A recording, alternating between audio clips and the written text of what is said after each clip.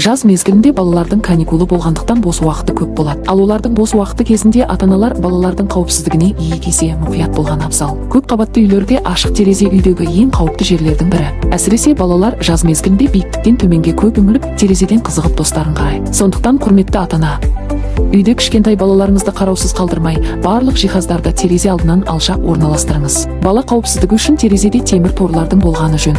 Бала терезені өз еркімен аша алмау үшін терезеге арнайы бекіткіштер орнату қажеттігін естен шығармаңыз.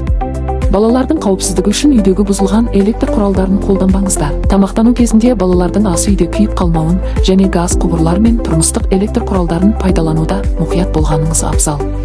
Сондай-ақ балаңыздың ойын алаңына шыққан кездегі қауіпсіздігін жіті қадағалаңыз. Көп жағдайда тал теректер мен көліктердің тасасынан көрінбей, баланың жүгіріп шығу салдарынан неше түрлі оқыс оқиғалар орын алуда. Атырау қаласының өзінде күніне неше түрлі оқыс оқиғаға тап болған 100-ге жуық бала дәрігерлердің көмегіне жүгінеді. Құрметті ата-ана, өзгелердің бұл қателігін қайталамаңыз.